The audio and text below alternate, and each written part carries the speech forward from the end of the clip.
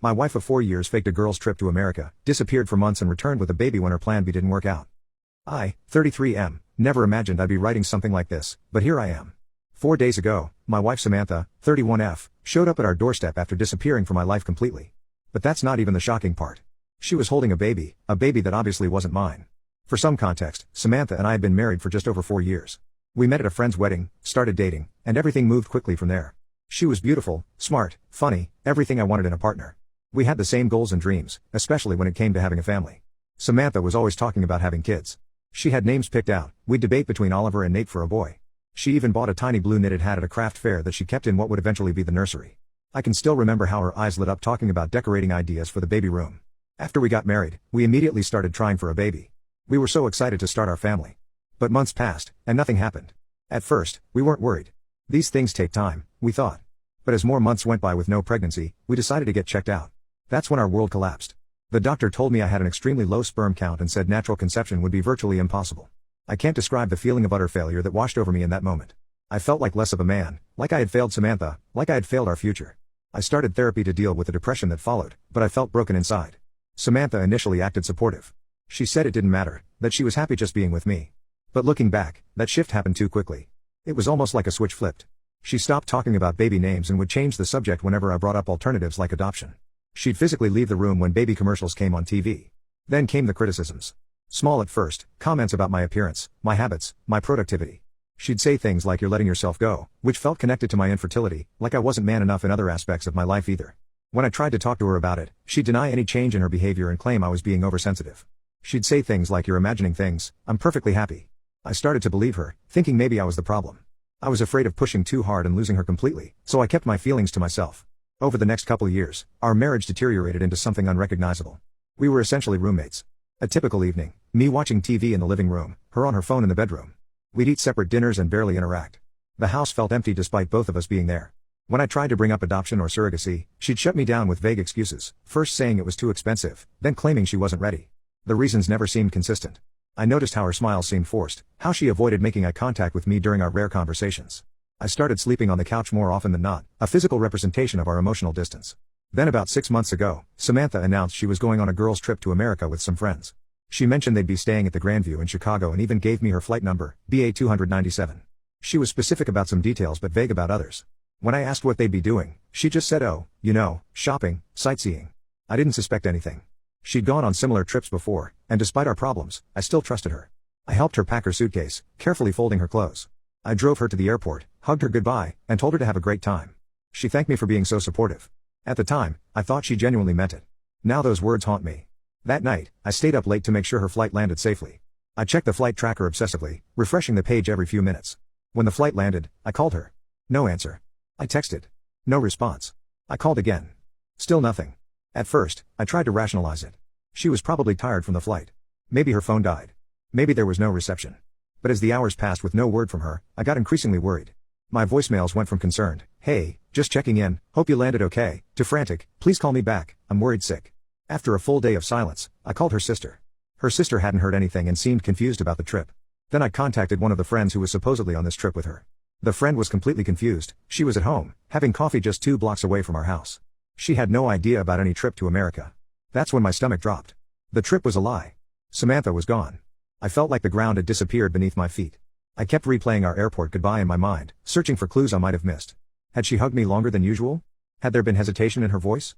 I tried to convince myself there must be some misunderstanding, but deep down, I knew the truth. She had planned this. She had lied to me.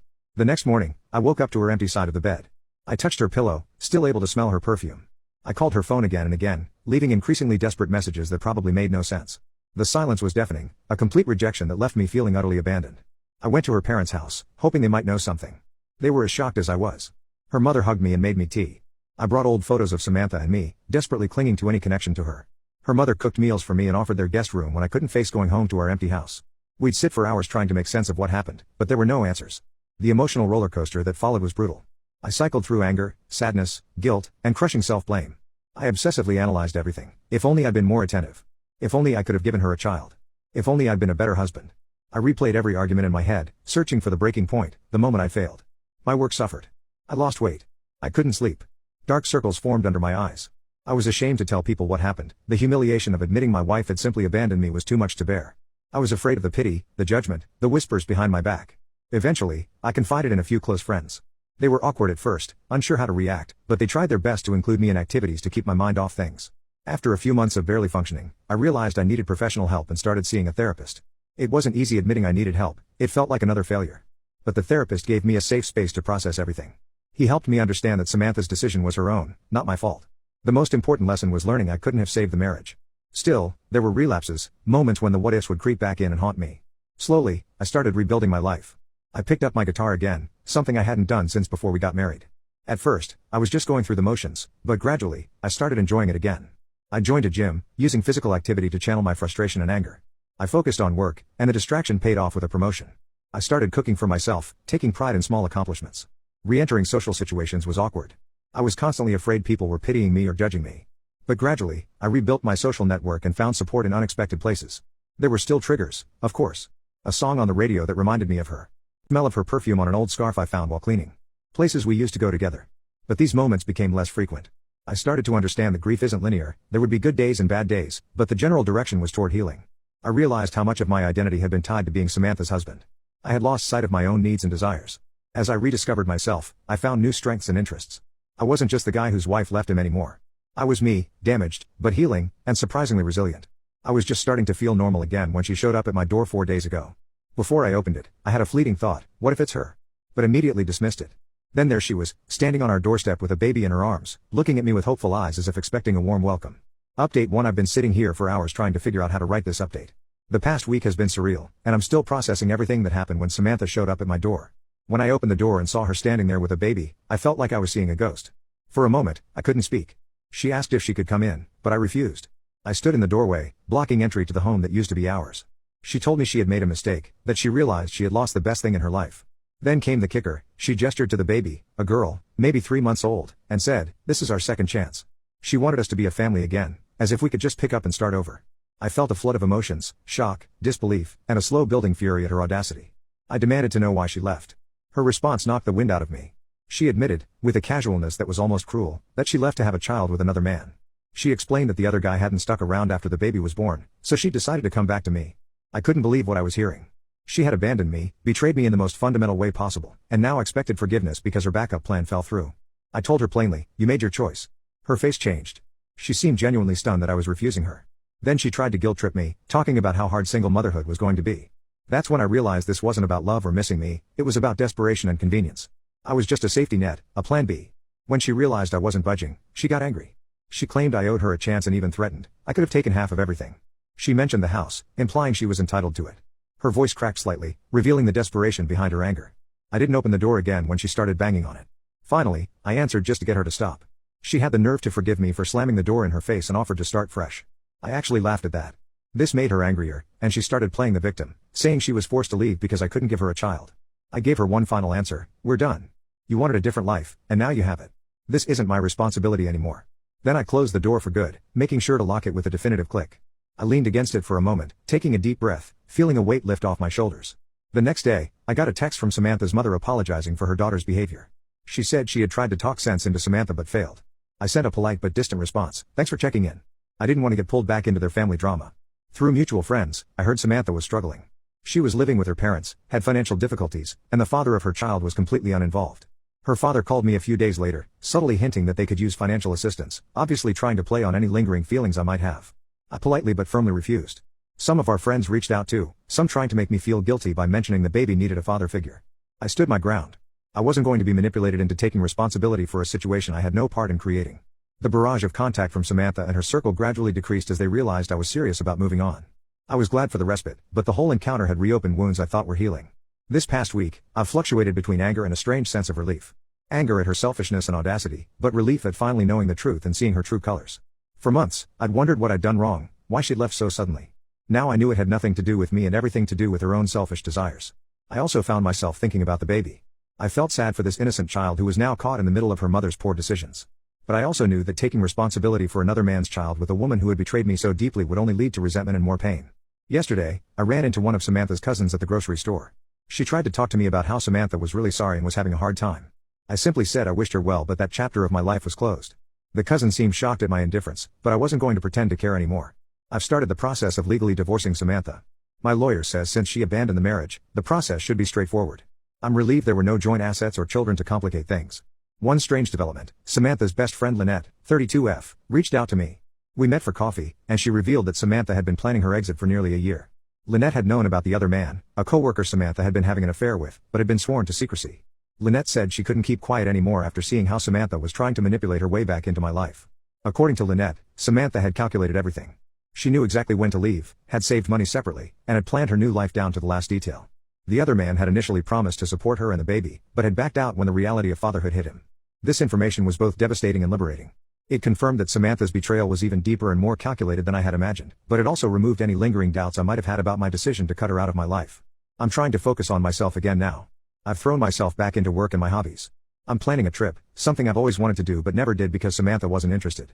For the first time in months, I'm looking forward to something. Update 2: I wish I could say things have calmed down, but they haven't. Samantha has escalated her attempts to get back into my life, and the situation has gotten even more complicated. About a week after my last update, Samantha started showing up at my workplace. The first time it happened, I was in a meeting when my coworker told me someone was asking for me in the lobby. I went down to find Samantha waiting with a baby. I immediately asked her to leave, but she refused, causing a scene that drew attention from everyone around us. Eventually, security had to escort her out. I was humiliated and had to explain to my boss what was going on. Thankfully, he was understanding, but I could tell my coworkers were gossiping about it. She tried again 2 days later, this time approaching me in the parking lot as I was leaving work. She started crying, saying she had nowhere else to turn. Her parents were pressuring her to find her own place, and she couldn't afford childcare to get a job. I remained firm but suggested she look into government assistance programs. She got angry again, accusing me of being heartless and saying I was punishing the baby for her mistakes. Then came the biggest shock. Last weekend, I received a letter from a lawyer. Samantha is contesting our separation and making absurd claims. She's trying to argue that since we were married when she conceived the child, which must have been just before she left, there's a legal presumption that I'm the father. Her lawyer is demanding child support and alimony. I immediately contacted my lawyer, who assured me that DNA testing would quickly disprove paternity, but warned me that the legal process could be expensive and drawn out. He also advised me to document all of Samantha's harassment in case I need to file for a restraining order. To make matters worse, Samantha has been telling people a completely different story. Through mutual friends, I learned she's claiming I kicked her out when she told me she was pregnant, and that I refused to believe the baby was mine. Some people who don't know the full story have been looking at me like I'm some kind of monster. It's infuriating to be painted as the villain when I'm the one who was betrayed. Lynette, Samantha's former best friend, has been an unexpected ally through all this. She's been willing to set the record straight with friends who've heard Samantha's version of events. She also revealed something else that shocked me. Samantha had apparently done something similar in a previous relationship. Before me, she had lived with a boyfriend for 2 years. When he was diagnosed with a chronic illness that required expensive treatment, she left him. Lynette had assumed it was a one-time thing, a moment of weakness, but now she sees a pattern. I've been trying to maintain my sanity through all this. I've continued therapy, which has been helpful for processing the anger and betrayal I feel. My therapist suggested I write down my feelings rather than bottling them up, which has been surprisingly effective.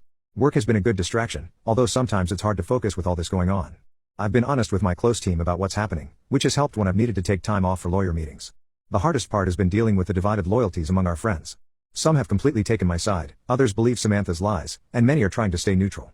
It's shown me who my real friends are, at least. One positive development is that I've reconnected with my brother Ryan, 36M, who lives across the country. We weren't close for years due to some family drama, but when I called him to vent about everything, he immediately offered his support. He's even planning to visit next month, which gives me something to look forward to. I've also started renovating the house, partly to keep busy and partly to erase the memories of Samantha.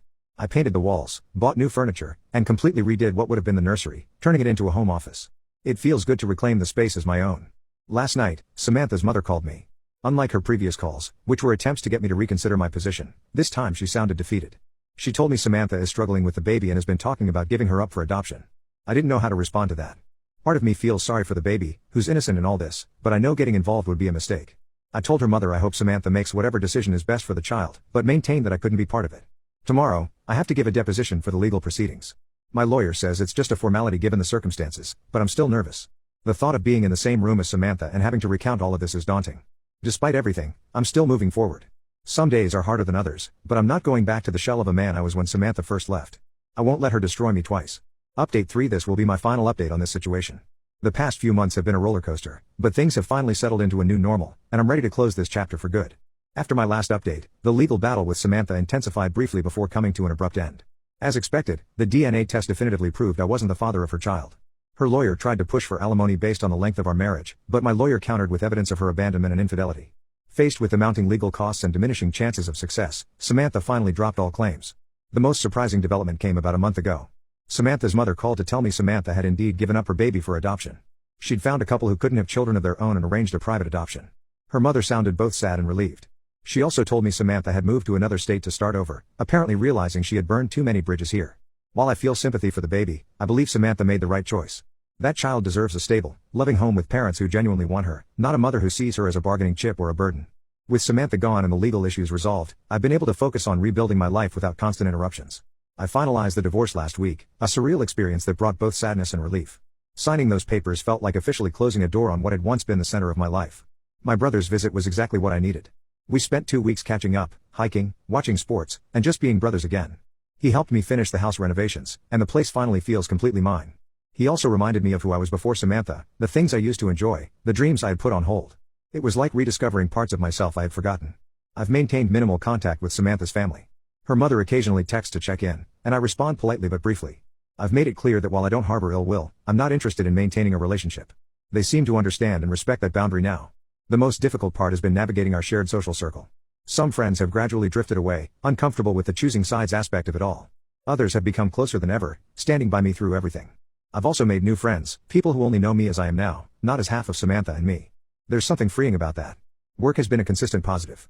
The promotion I received earlier this year came with new responsibilities that keep me engaged and challenged. My boss recently mentioned potential opportunities for advancement next year, which gives me something concrete to work toward. I've also started dating again, nothing serious, just casual dinners and getting to know new people. The first date was incredibly awkward. I felt like I had forgotten how to talk to women romantically. But it's gotten easier with practice.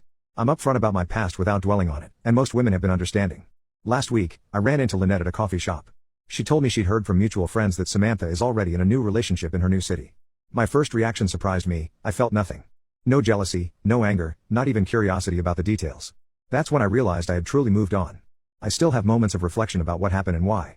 I sometimes wonder if there were signs I missed, warnings I ignored. But I no longer blame myself for Samantha's choices. I've accepted that some questions will never have satisfactory answers. The house is quiet now, but it's a peaceful quiet, not the oppressive silence of those first few months after Samantha left. I've built a life that fits me, my schedule, my preferences, my goals. I've reconnected with old hobbies and discovered new ones.